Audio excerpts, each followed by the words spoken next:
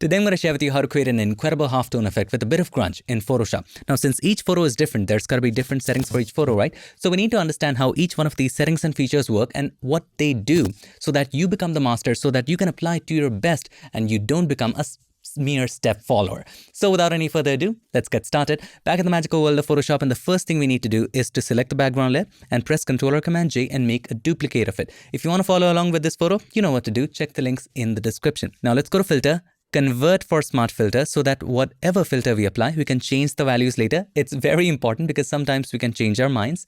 Let's go to Filter and we'll do most of our stuff inside of Filter Gallery. Let us choose Filter Gallery. Most of the filters we're going to be working with is inside of Sketch. So let's open that up. And the first one that we're going to apply is a reticulation. Now it may look completely different for you and there's a reason for it. First of all, hit cancel. If your foreground and background color is not set to defaults, weird things can happen. So let's reverse it by pressing X and change this one possibly to bright red. Now when you go to Filter, Filter Gallery, and apply the same reticulation, have a look at it. It's just crazy. It's applying the red and the black. So that is why before applying Filter Gallery, press D to set the foreground and background color to defaults. Let's go to Filter, Filter Gallery. Let's apply reticulation. Now the best way to understand it is simply playing with these sliders. I recommend decreasing the density all the way to the left hand side. Decrease everything all the way to the left hand side. Now, what was in the foreground color? Do you remember? It was black, right? So this controls the black levels. The more you increase it, the more the blacks will increase in the image. So I don't want it too much. I don't want to lose a lot of details in the hair. So let's go for about maybe 5. And now, as the name suggests, what was the background color? It was white, right? So as you do increase it, it controls how much white or how much brightness there is. So the more you increase it, the more details we lose in the highlights. So let's decrease it. I'm going to keep it at about, let's go for 3 or 4. That's nice. We can lose this amount of detail. Now it completely depends on the kind of style that you are going for. Feel free to experiment with this. After you're happy with this, let's blend it all with grain. And here's where density comes into play. This is too less. Increase it to about, not too much. Let's go for about 7. So there you have it. So this creates a nice base for us to create the halftone effect. And then when you zoom in, it does lack fine grain. And also when you apply the halftone effect, it creates a lot of contrast. So we need to add some fine grain and make it a bit faded. For it, we need to add some film grain. So film grain is something you'll find inside of Artistic. So open that up if it's not already open. And you can click on film grain, but if you do that, the previous filter will change to film grain. So let's go back by pressing Ctrl or Command Z or Z, however you pronounce it. And on top of it, click on this plus button. Yes, you can stack filters and change this one to film grain right here. But there's way too little grain and we cannot even see it. So for this one, I recommend increasing the grain to a very high amount and then decreasing the highlight area and the intensity all the way to the left hand side. So now you can play with it and see what they do visually. So maybe we'll keep it high, all the way high. Love the highlights there. And the highlight area just blows up the highlights, so we don't want that. Let's decrease it all the way to the left. And the grain is of course too much. Let's decrease it. We don't want a lot. Maybe this is fine as a nice base. Now I think we are ready to apply the halftone effect, and for it, do not forget, click on the plus right here, otherwise this will change. Let's scroll down. As I told you, most of what we can apply is inside of Sketch. Right here you'll find halftone pattern. Let's pick that, and there you go. I'm just kidding. It's not at all close to what we want to do. Now in here you can choose all different kinds of patterns like dot, line. I love this. Like currency notes, right? Some of it, circle as well. Some of them, this is fine. Let's go with dot. And now you can control the size of those halftone patterns. So this can be way too big or way too small. So we're going to keep it at about 3. 3 is kind of nice. And then we can control the contrast. Let's go for somewhere around 11. This is nice. Now after this, you can apply film grain and stop right there if you're going for a pure halftone pattern. But if you want to go towards the grungier side of things, on top, click on the plus. Let's apply something called torn edges. Now again, this is way too much contrast. I recommend keeping image balance in the middle for now and decrease the smoothness and the contrast all the way to the left. And now slowly and gradually work with the contrast and see what works for you. Too much contrast again will make you lose a lot of details. So find a sweet spot right here. 8 is fine, and then increase the smoothness. Now smoothness in this case does opposite of what it looks like it would do. It just makes things sharper in this case. So the more the smoothness, the more dots you'll clearly see. So at about 11, 12, 13 is fine. So let's keep it 12. And the image balance is simply the balance between highlights and shadows. So right here we have more highlights and less shadows, and we have more shadows and less highlights. Let's keep it somewhere around the middle at about 27. That's fine, but it's still not complete. I know it looks great. It's still not complete. The darks are completely black and the highlights are completely white. So why not add some grain? So let's click on the plus right here and let's add one more film grain. And again, I would recommend increase the grain and decrease both of these values and slowly and gradually increase them. So I'm going to set the intensity to about, let's keep it low this time. The highlight area is just decreasing the dimension. So we're going to keep it all the way to the left and control the grain. Not too much grain. So about 7 is fine, and then control the highlight area. Is it doing a lot? No, we're going to keep it all the way to the left hand side.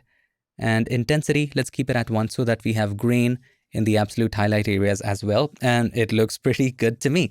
Hit OK. And there you go. Ready. At this point, I would highly recommend that you go ahead and take a break, have a cup of coffee, tea, water, snacks, whatever you like, and then get back to it and look at it with fresh eyes. You may want to alter some settings here and there. Now, while you're taking that break, I wanted to let you know that I'm doing a complete 2-day, full-day Photoshop workshop in Colorado Springs, hands-on, with you in person. So the first day, the full day, we're going to look at the fundamentals of Photoshop. If you know nothing about Photoshop, or if you're a beginner, or even if you are an intermediate, by the end of the first day, you'll know your way around Photoshop. It will become very familiar to you, no more scary, and you'll actually start incorporating it in your professional workflow. On day 2, we're going to look at more advanced techniques for photographers like retouching, compositing, color grading, everything in depth. It's going to be 2 complete full days. We're going to go in depth. We're going to do it hands-on. We're going to do it live and in person. You'll have a lot of fun. So if you're interested in joining, please check the link in the description. So after you've taken a break and given me a break, you can always double click on filter gallery, go back to all of those settings, and you can change whatever you want. Let's say you want to go to halftone pattern and you want to increase the size maybe from 3 to 4, or you want to decrease the size to maybe 2. You can do that. I actually like 3. I'm going to go with that. Hit OK. Now, what if you wanted to apply the same effect to a different photo without going through the whole thing? Well, you can either create an action or just copy this layer, select this layer, press Ctrl or Command C, go to another image, press Ctrl or Command V. It really doesn't matter where it lands. Select the main background layer, press Ctrl or Command J, go to Filter, Convert for Smart Filters, hit OK, and simply hold the Alt key or the Option key. Click and drag and drop the smart filter from the layer where it is already applied to this new layer. Just release it. Done. Let's turn it off or even delete it. There you go. Applied.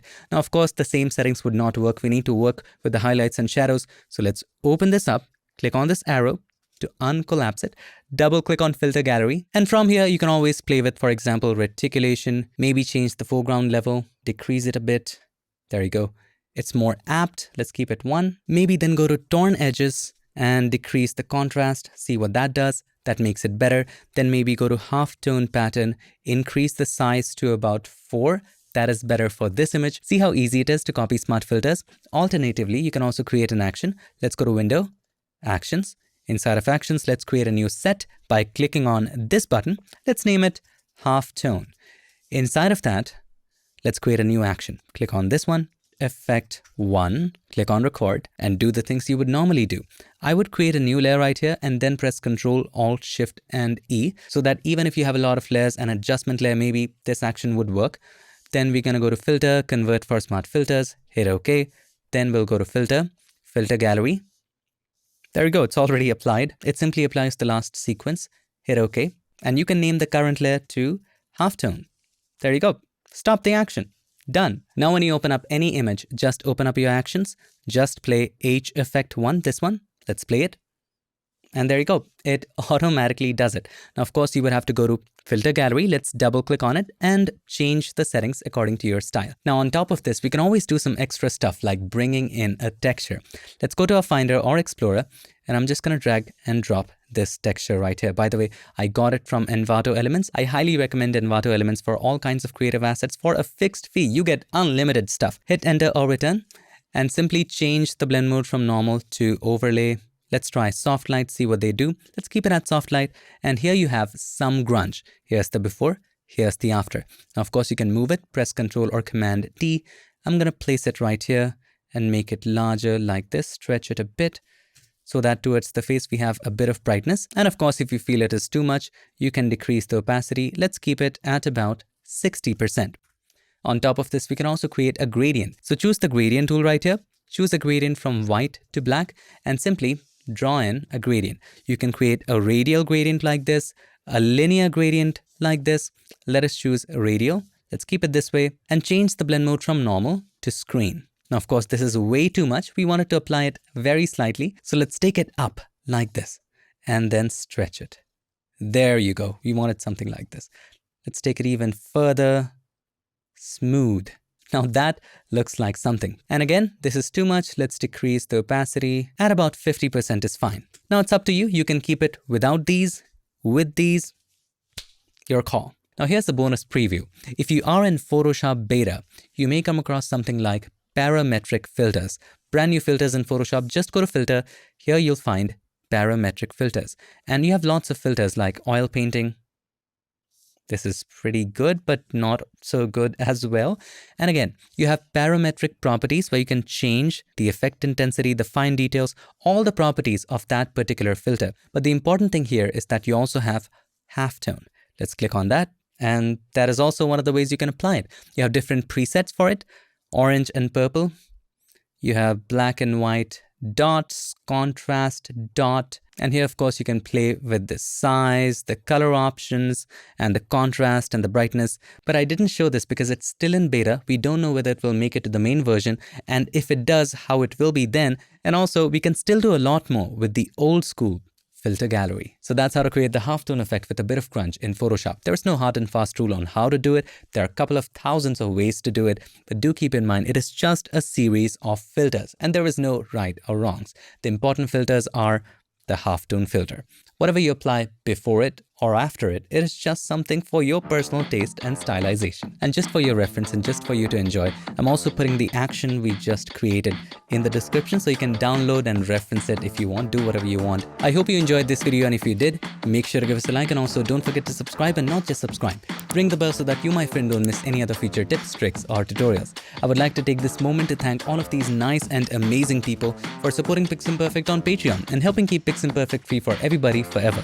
Thank you so much for watching. I'll see you in my next one. Till then, stay tuned and make sure that you keep creating. Go!